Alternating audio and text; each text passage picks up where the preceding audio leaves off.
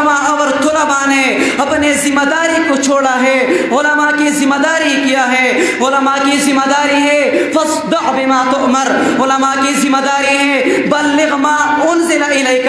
علماء کی ذمہ داری ہے قل هذه سبیلی ادعو الی اللہ. علماء کی ذمہ داری ہے لتبیننہ للناس ولا تکتمونہ.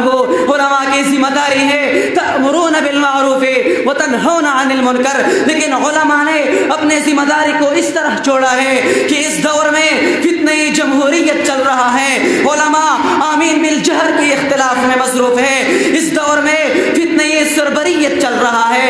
علماء تراویح کے اختلاف میں مصروف ہے. اس دور میں فتنہ نیشنلزم چل رہا ہے. علماء سماع الموتى کے اختلاف میں مصروف ہے. اس دور میں فتنہ سیکولرزم چل رہا ہے. علماء رفع الیدین کے اختلاف میں مصروف ہے.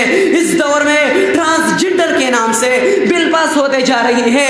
علماء تنظیمیت کے اختلاف میں مصروف ہے. اس دور میں فیملی ایکٹ کے نام سے بل پاس ہوتے جا رہی ہے. علماء قراءت خلف الامام کے اختلاف میں مصروف ہے.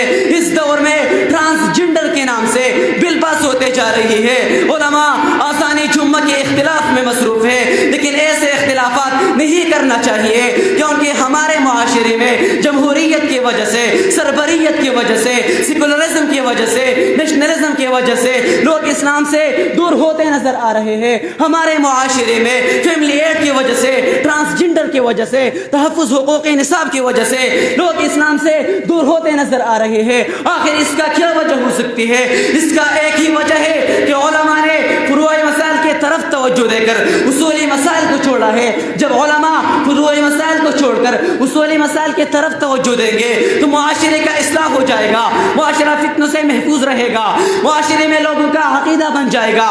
معاشرہ لارڈ مکالے کے قانون کو چھوڑ کر قرآنی نظام تعلیم کی طرف آئے گا. جب یہ سارے کام علماء اور طلباء کی وجہ سے درست ہوتے ہیں تو دور حاضر میں علماء اور طلباء کے لیے فروعی مسائل کو چھوڑنا اور اصولی مسائل کی طرف توجہ دینا ایک اہم ذمہ داری ہے.